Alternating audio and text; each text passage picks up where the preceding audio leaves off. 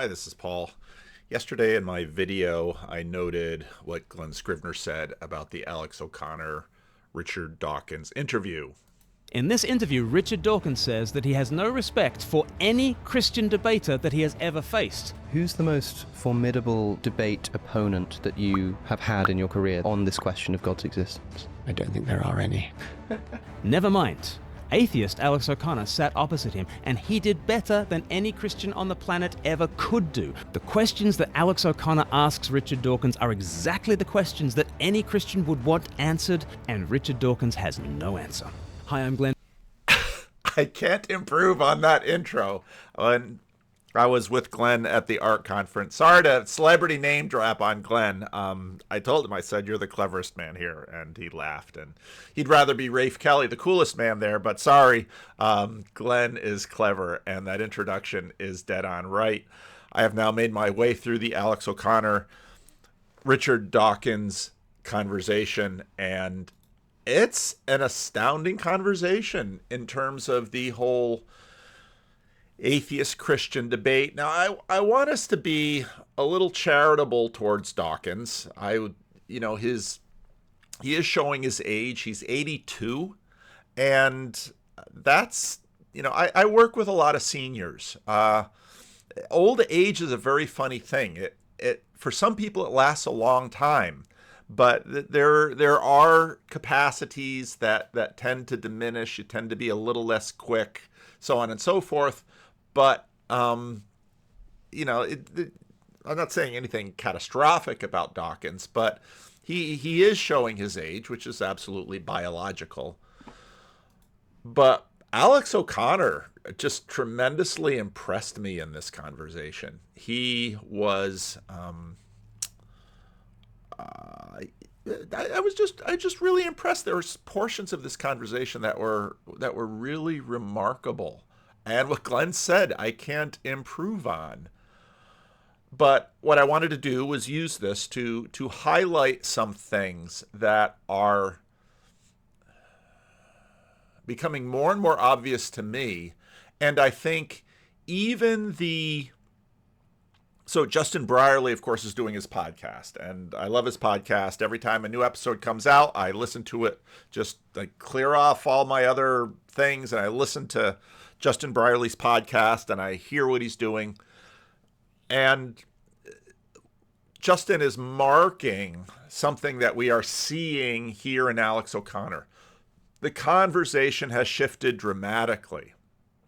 Now, this doesn't mean, again, and what's so interesting about this is Alex O'Connor continues to identify as an atheist, but he clearly has been to school. He clearly has learned some philosophy and some theology. And the way he quotes C.S. Lewis or Alvin Plantinga with a fair amount of respect, Alex O'Connor is seriously contemplating all of these issues. And it is absolutely fascinating to watch. Let's start, because we have to talk about the map of science, or maybe we should talk about when Richard Dawkins talks about science, he's talking about a map. Okay? Let's think about that as we listen to this. It's a remarkable conversation. Again, kudos to Alex O'Connor. Well done. And I don't mean this in terms of dunking, in terms of Christian and atheist. I think he just did what I think every good conversation should do, which is reveal truth. And let's go. Welcome to the show. Thank you very much. Ayaan Hirsi Ali recently, despite you being perhaps the world's most famous atheist, described you as one of the most Christian people that she knows. Why did she say that? I adore Ayaan. I'm a great fan of hers. I have talked to her about this. I think the respect in which we differ is that for me, what really matters is the truth claims of Christianity. Okay. And this is what's going to dominate the first part of this conversation. And when we talk about these truth claims, what is Richard Dawkins thinking about? He's basically thinking about a map, because he's going to argue that the way that we know truth. And later on, when Alex O'Connor presents C.S. Lewis's argument from desire, Alvin Plantinga's argument about evolution, and even early on here, as Glen Scrivener points out, there's a moment in which we're really beginning to see the map. Whereas before, I think in a lot of the atheist debates, the map was so present, so up close, that we didn't see the map. We just saw science. Well, science. Well, science is a map. Okay. And what is a map? And for her, what really matters is the morality, the politics, actually. I think for her, Christianity is a bastion against something worse. As Hilaire Belloc said, always keep a hold of nurse for fear of finding something worse. And for her, I think she wants a faith which will help people to stand up against worse faiths. And she singles out Islam, she singles out China, I think, and Putin and wokeism. Wokeism, yes. And I'm with her on all those. And to the extent that I think that a religion might be valuable for political reasons, I would... Okay, so I think this is lovely. I mean, what I loved about the first part, too, is that, okay, so Ayaan Hirsi Ali has changed her identification in terms of this religious mapping. She has changed, and she is beginning to take on a Christian identity. And when she says about Richard Dawkins that, in some ways what a fine Christian he is, it's, we sort of have this with Jordan Peterson, and I do videos about Jordan Peterson. Some people, Jordan Peterson's not a Christian, or Jordan Peterson's the best Christian I know. John Vervaeke talks about the fact that some people have told him that he's the best Christian that they know. Okay, so there's a slipperiness, there's a fudginess with respect to these terms. We grant that. So when Ayaan Hirsi Ali says of Richard Dawkins, basically, he's Christian, or he acts Christianly, or any way she's going to frame it, she's giving him a compliment. She wants to say, he is someone that I esteem. If I identify as a Christian, I esteem him. I recognize him. He's a friend. And he, again, speaks of her. Now, this political divide says, okay, well, Christianity works. Because that's essentially what she says. Christianity works because these other threats that we're facing don't work.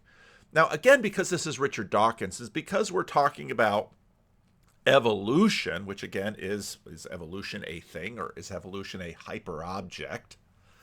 We're talking about evolution, that hyperobject itself is going to play and should play with our value hierarchies, we'll call it that. And Alex O'Connor is going to go right in on this. And I'm just thinking, Glen Scrivener nailed it.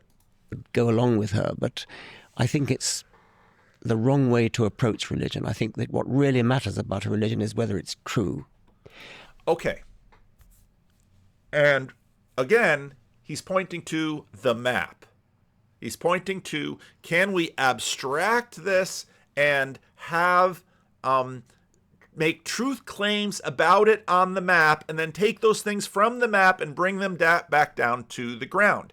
Now, far later in the conversation, almost to the end, when they talk about, we know that science is true because, and he's going to go into verification things, because we can send things to the moon, because math works in slingshotting objects, because these things work. So in that sense, they are true because they work.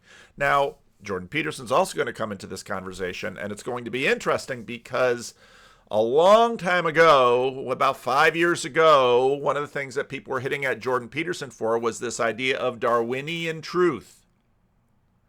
And in some ways, where this whole thing has migrated in 5 weeks, both of these guys are in many ways functionally using Darwinian truth as their measure.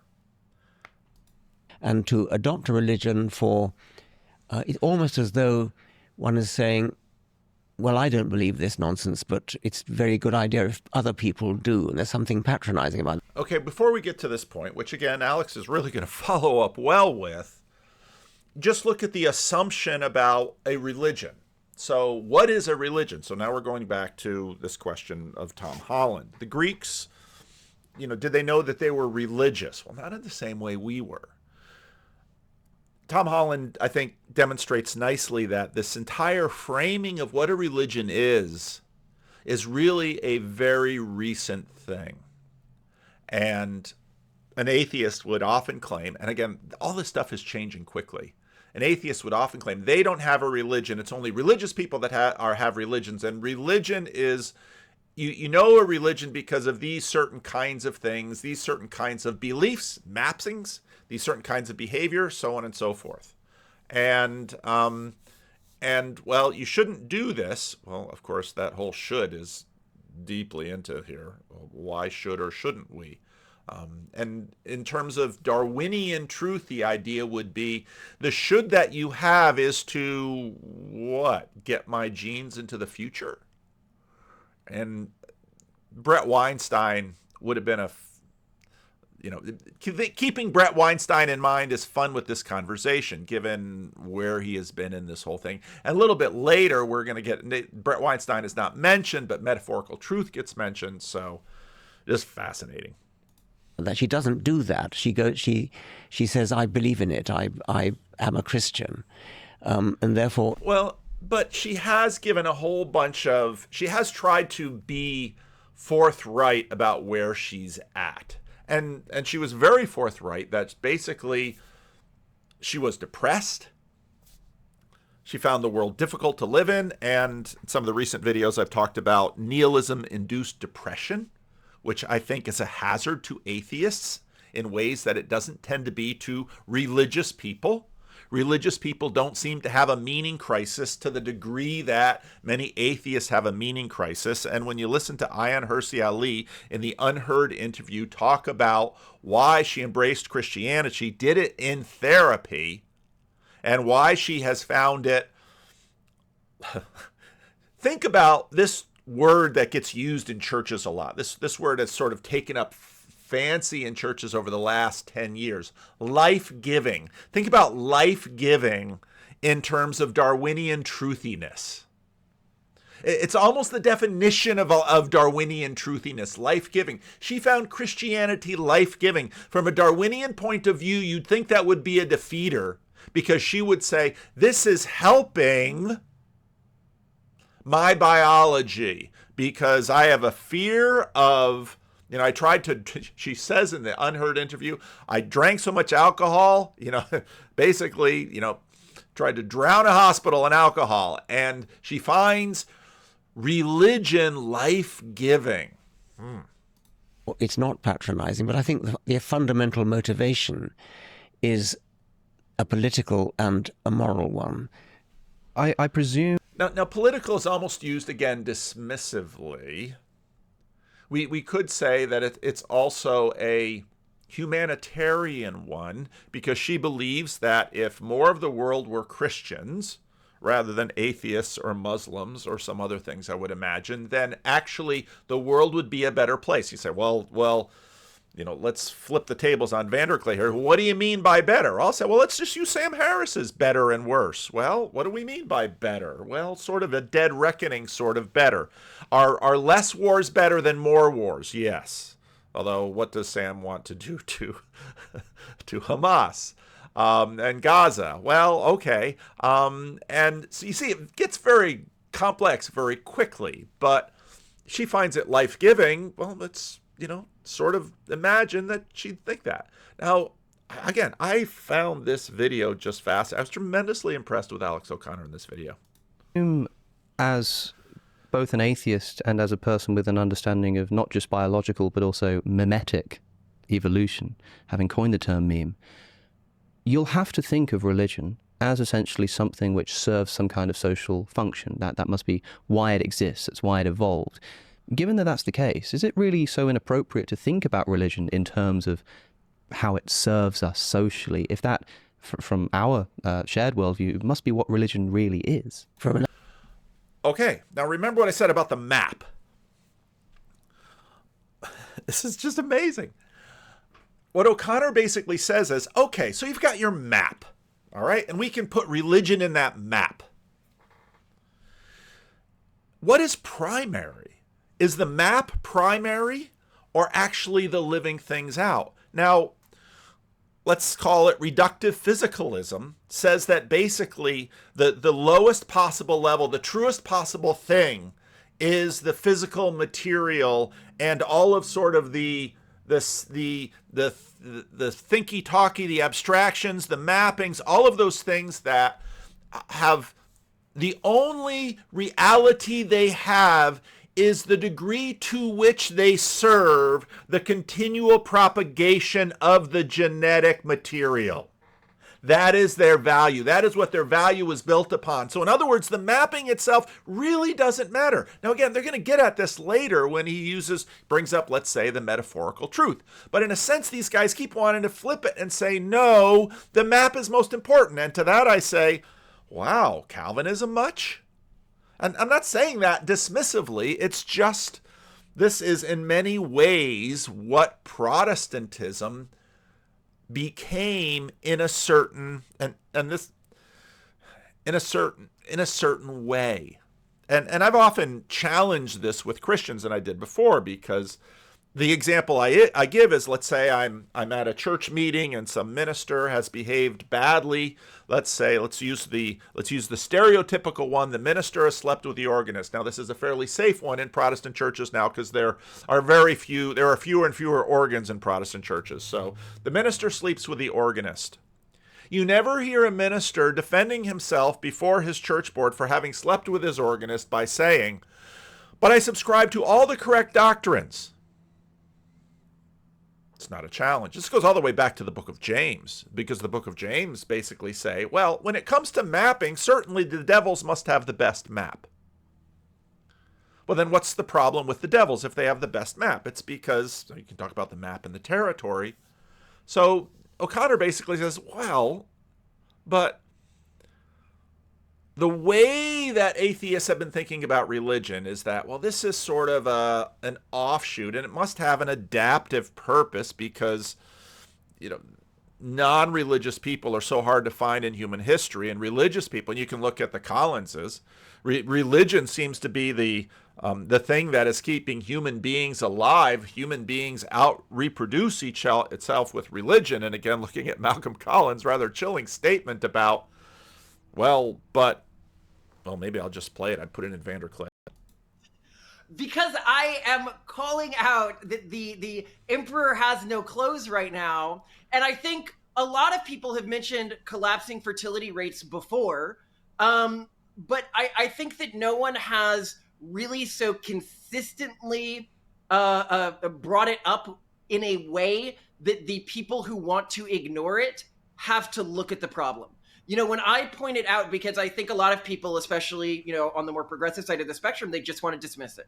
Oh, the planet's better without humans or whatever. But when you point out that not a single society on Earth today, except for maybe Israel, we can talk about that later in the conversation, has figured out how to have prosperity, gender equality, and high levels of education, and anywhere close to a stable population, considering we are trying our best, and I think rightfully so, to spread those things across the world, that should be like a note. That should be like this system that we think is so great and we want to be the future of human civilization doesn't seem to work at the most basic level.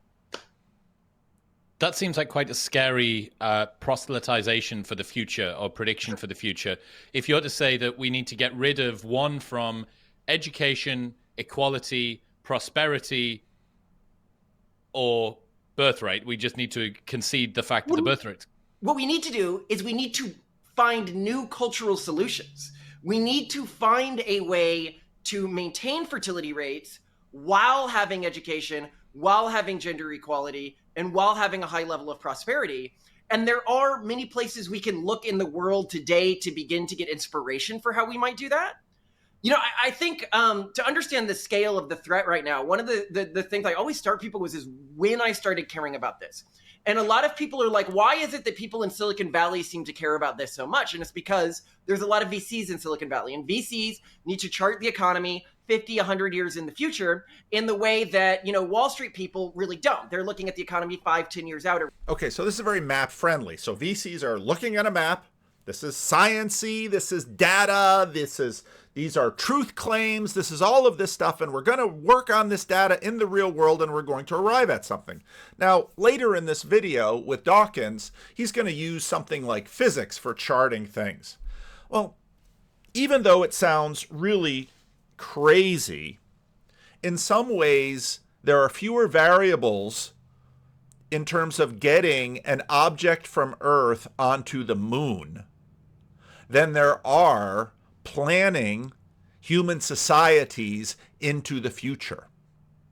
And you have to think of that in terms of combinatorial explosiveness, because each one of those human beings is a package of massive complexity in the way that even this multi-million or billion-dollar space object you wish to launch and get it to land on the moon is not.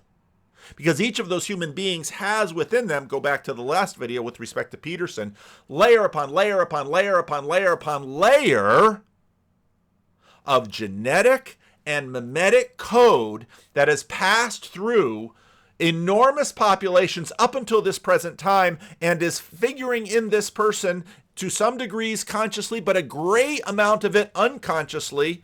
And this includes all of us doing the talking and listening here. So the massive complexity is even greater. Or whatever. So because of that, when I was working as a VC, I happened to be working in Korea when I was working in a VC. And I kept trying to chart the future of the economy. And I kept coming to the same answer, is that Korea had no future.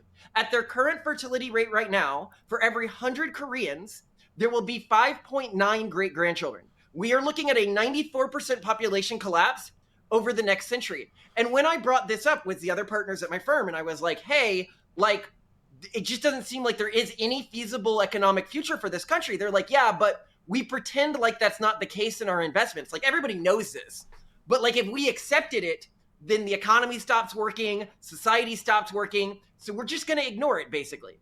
And when I came back to the US, it was like going back in time 20 years, like I was in some sort of a sci-fi movie, and getting to be this one person who saw where the future was going to go, and having to be that crazy person on the streets. Like, no, you guys don't understand. There's countries further ahead than us on this spectrum right now, okay? And we know a few things. We know there is no floor. No country has hit a fertility collapse floor yet. We know that there is no level of advanced fertility collapse where people freak out, or at least not until it's too late. Because you look at Korea right now, and 60% of Korean citizens are over the age of 40. So it's likely already too late for them to turn this problem around. So we need to turn this around before we hit that level. But the truth is we probably won't. And we've got to think of solutions for when we don't turn this around. But that's a different topic for later in the interview. Okay. So now, again, you can argue within the point that he's making. Okay. But how this relates to Dawkins. Now, he's a biologist. And so what does he count? He counts populations. And now he added sort of the memetic theory and put it on top. And when you put these two theories on top, what Malcolm is talking about and what his entire project is about is recognizing that the genetics and the memetics are deeply intertwined. Not completely. We as human beings have the most flexible memetic capacity compared to our genetic capacity as any other being that we are physically accustomed to bumping into. I'll say it that way. Some of you know why I was careful with how I said that. So now pay attention again to the mapping.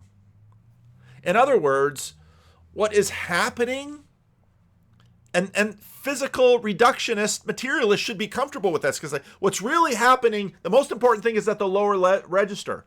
And the point he's making is, well, actually, human beings genetically haven't changed much. Something in the upper register is governing the lower register, and it's actually destroying it. In other words, we're sort of on a suicidal thing. And you put this next to Ayaan Hirsi Ali, and you begin to say, well, that's kind of the same thing. It's kind of the same point that Ayaan Hirsi Ali was making.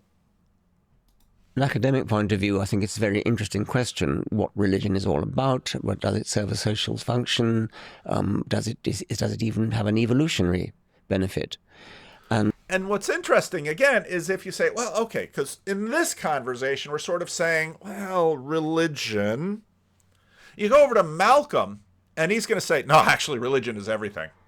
Religion is everything in terms of the propagation of the genetic host for the memetic payload. Religion is everything. Because without this doesn't thrive. And Alex just basically made that argument. And that interests me as an academic. To me, though, it's a huge step to go from even saying it's a good thing, even saying that I wish there were more Christianity in the world, even to say that is nothing to do with believing its truth claims. I mean, truth claims like... Okay, so then we're going to... All right, so let's just say the mapping's irrelevant. Again, they get to this later in this conversation. I don't know if I'm going to have time to get there. The mappings are irrelevant as long as however the memetic, to the degree to which the memetic payload gives us the genetic deliverable goods. That would be the Darwinian perspective that, well, do we care what dogs think? Well, we kind of care. But why do we care what dogs think? Because we care about their behaviors. Okay. Do you care what your children think? Well, yeah. Well, why? Because we care about their behaviors. And so we're very much knocking on the door of Jordan Peterson 5 years ago when he's talking about his Darwinian truth, his pragmatism, all of that, his definition of religion. You can go back to Lafayette College.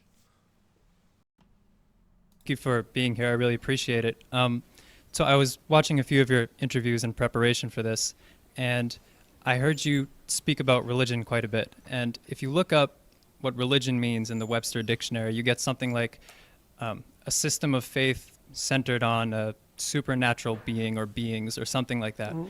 But I've heard you use religion to describe things like punk rockers, for example, that's a religious experience. So my first question would be, how do you define what is considered religious? And then sort of as a follow-up to that, if, say, Sam Harris... Religious is what you act out. What's that? Religious is what you act out. Anything you act out. Everything you act out is predicated on your implicit axioms. And the system of implicit axioms that you hold as primary is your religious belief system. It doesn't matter whether you're an atheist or not. That's just surface noise. So it has nothing to do with divinity or supernatural beings? No. Or it doesn't necessarily have to do with those? No, it probably necessarily has to do with it too, but it doesn't necessarily have anything to do with your voluntarily articulated statements about whether or not you believe in something like a transcendent deity. So, I mean, what you act out is much more what you are than what you say about yourself. And what the hell do you know about what you believe anyways? You're complicated, man. It's a fair question. Well, seriously, people are complicated. You know, like we're not transparent to ourselves at all. That's why we have to go to university and study psychology. It's like, you know, we're not exactly black boxes, but we are the most complicated things there are, right? And we can't even program our VCR clocks. So it's like, how the hell can we propose to understand ourselves? Most of you don't know what a VCR is and don't get that joke, but old people like me and Jordan, we get it. And, you know, I'm existentially oriented, which is to say that I think that what you hold to be true is best determined as a consequence of an analysis of your actions rather than as a consequence of an analysis of what you purport to believe. Now, in order to act, you can't act without a hierarchy of value, which I tortured the other poor questioner about. You can't act without a hierarchy of values because you can't act unless you think one thing is better than another. Because why would you act otherwise? So that means that you're embedded within a hierarchy of values, whether you know it or not, or maybe multiple fragmentary and competing hierarchies of value, which is all the worse for you, by the way, because it just makes you very confused. That hierarchy of values has an axiomatic, it's based on axioms, and the probability that you understand them is very low. because generally people don't understand their axioms. But that axiomatic system is essentially your religious system. Okay, now when he's talking about axiomatic values, in yesterday's video we talked about hyperpriors, all these kinds of, or 2 days ago video, hyperpriors, his conversation with John Vervaeke. Now these are all mapping words. These are all things up here. But when in that video about Jordan Peterson, 4 minutes, and I had an hour and a half talking about it, it's because all of this stuff you absorbed when you were a child, and it's all in there, and all these assumptions. And then when you go to school, you learn to map, and you map all of this stuff. But back to the biologists, what they care about, supposedly, is just the material genetic creature scuttling around on the earth. That's what's important, the populations of them, et cetera, et cetera, et cetera. When I don't think that's why atheists are arguing at all. Because they act out the fact that the memetic upper regional level governs the lower completely.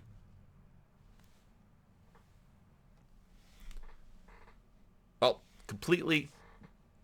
It's they're connected. We don't even know in many respects. We're still trying to figure it out. We don't even know what we should feed a human being. Now there'll be a product placement in this thing suggesting something, but I haven't bought it. There is a divine creator who made the universe and made the laws of physics. There's a divine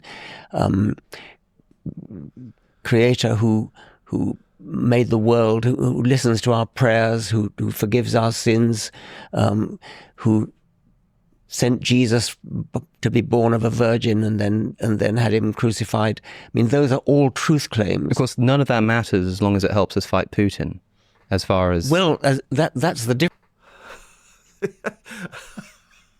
difference between me and Ayan. I suspect that she doesn't really believe any of that. And presumably... So then who really is the biologist? That's the thing, because he's like, no, I am, in fact, the Protestant, because I want you and your truth claims to all be set correctly. And later on, he's going to say, well, how do you know that they're correct? Well, because we can put things on the moon. Okay, but we don't even know what to feed a human being. Should we feed them? Where's the little placement ad in this thing? Is he hawking what Joe Rogan used to hawk? I find that too quite amazing.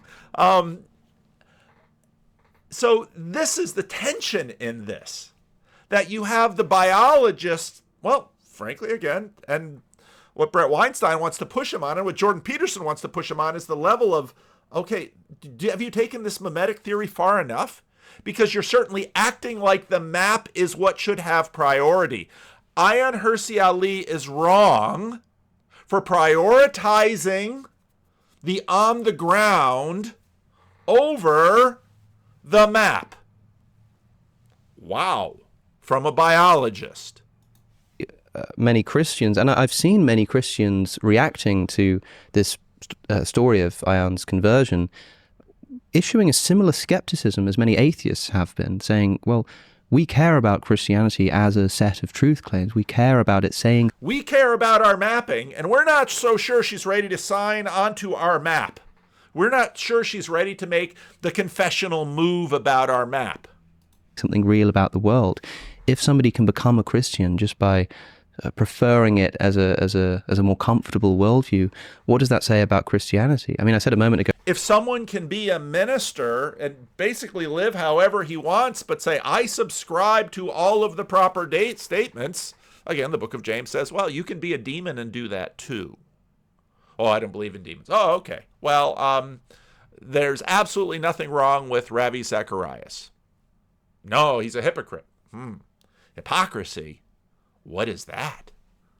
That, well, for us, religion just is a social tool, essentially. And I think that the ability to adopt Christianity just because of its social function is evidence in favor of our case, that that's all religion is. Yeah, I think we agree about that.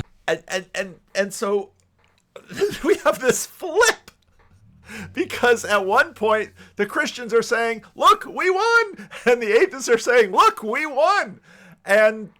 But they're on the different sides of the table now, which is hilarious. No, it's just what matters in terms of the flourishing of the species.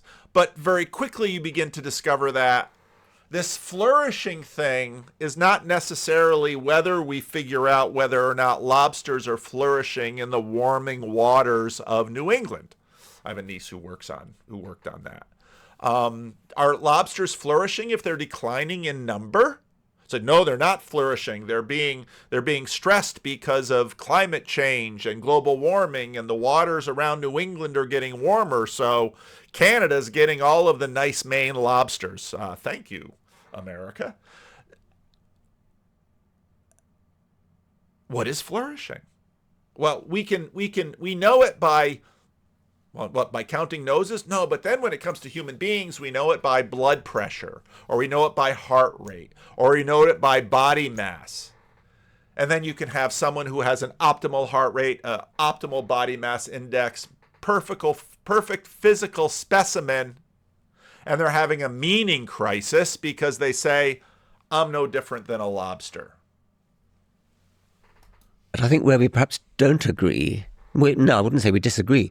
I would say that our fundamental motivation is a bit different, because I think that for you, well, if I ask you what you think the worst thing about Christianity is, I suspect you say something moral, something about the problem of evil, something about the horrific ideas of Paul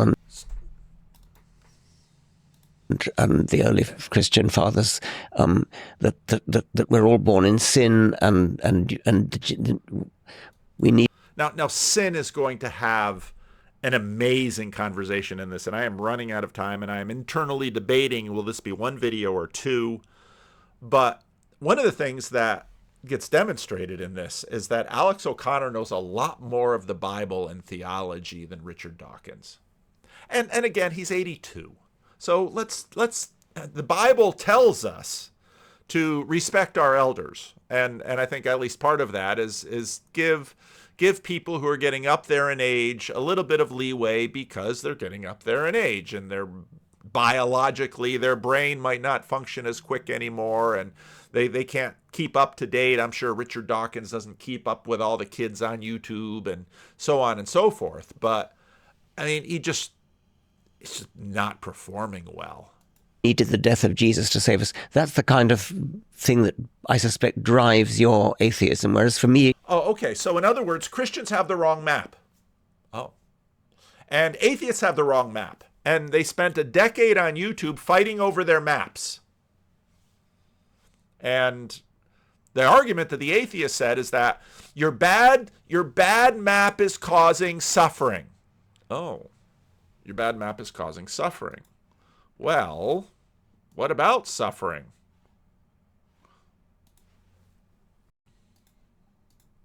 All of the genuine diversity in our society, one of its core messages is negative utilitarianism. That the core evil thing in the world is human suffering, and that human happiness just doesn't really matter, or it is largely outweighed by human suffering, and therefore it's better if humans don't exist. And that's the end goal for the urban monoculture, I think, for a lot of people. What do you mean when you say urban monoculture? Well, okay, so this... Well, let's just, because I'm running out of time. The arguments that the new atheists wielded against Christians was that your map is bad. Well, why is your map is bad? Your map is bad because it's causing human suffering. Oh, okay. So let's give people the urban monoculture map, negative utilitarianism. Let's give them that cultural map, and then they'll thrive because they won't suffer. But are they thriving by counting their noses the way we count lobsters in the waters off New England? Can human flourishing be reduced that well? And now he's saying morality. Okay, well, what exactly are we talking about when we're talking about morality? Are we talking about human beings again as if they were the lobsters in the Boston fisheries? Or are they like the absolutely pristine athlete who is a physical, perfect, optimal specimen who is completely collapsing in terms of life, doesn't have relationships, doesn't have any motivation to live, can't compete on the field? Maybe it's Babe Ruth at the top of his career drinking himself to death. Is that flourishing? What is flourishing? That's irrelevant. I mean, for me, I talk about it, but for me, what really drives it is the scientific question: is there a creator underneath the universe? Because if there is, then it's a profoundly different kind of universe from a scientific point of view. Okay, so I want to debate about my map. My map is what's important. And whether I have a mind beneath the universe checked or unchecked, that's what matters to me. You're fighting Protestant confessional wars, but you're not doing it in church. Although I've been to Oxford, it looks a lot like a church. I am perpetually indebted to my hosts at Oxford. I will not name them, but if you're listening, you know exactly who you are, for showing me around Oxford. Got into the Oxford Debating Society. That was a super cool thing. These guys have their cards so they could get me into places, and it was totally cool. But look at what we're doing here. Well, why? Well, because the map is really important. I agree, the map is important. If there isn't, to me, that's the big question. The problem of evil, to me, shouldn't be a real problem, because you just say, well, there could be an evil God. That's a lesser question for me. Yes.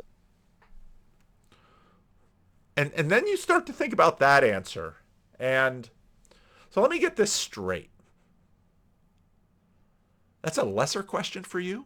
Because maybe if you believe there's no God, then the God can't be evil. But the whole valence of the universe is being good, neutral, or evil. I think most scientists will say neutral, but as I listen to John Vervaeke says good, Jordan Peterson says good. I mean, if I had just one tiny little simple question to ask these people, although I think in many ways that mapping answer would be probably not a lot of use. And in fact, it might much better reflect just sort of how they feel about themselves, which just really, the map up there really doesn't handle very well. I think I actually do broadly agree with you, and that when I explain why I don't believe in God, I do make reference to things like the problem of evil, but it's difficult for me to frame those as moralistic objections. It's more that when considering a particular worldview like Christianity, I think, what would I expect the world to look like? And especially considering how suffering is built into the evolutionary system. So in other words, your answers to these questions are pretty much based on your expectations. And how were those expectations formed? And why do we bump into how many atheists today, not evenly distributed around the world, but very much distributed, usually in the best countries, the most prosperous areas? Like I say, I know a lot of homeless people. It's really hard to find atheists among the homeless. Oh, they may curse God sometimes, but they're not doubting his existence. And you would say, well, these people have mental illness. They've got tremendous struggles and difficulties in life. Surely the first thing they would jettison is some notion of a divine being that they could appeal to. But they don't. So, but again, it's imagined that everything is about the map. And it's this conflict with this Darwinian truth that ostensibly they should be the champions of by virtue of their system. Now, maybe this is a good place to quit. I've got a Randos conversation right now. And if you got a video, if you don't have time for a lot of video watching, this is a fascinating video on so many levels. So, yeah, leave a comment.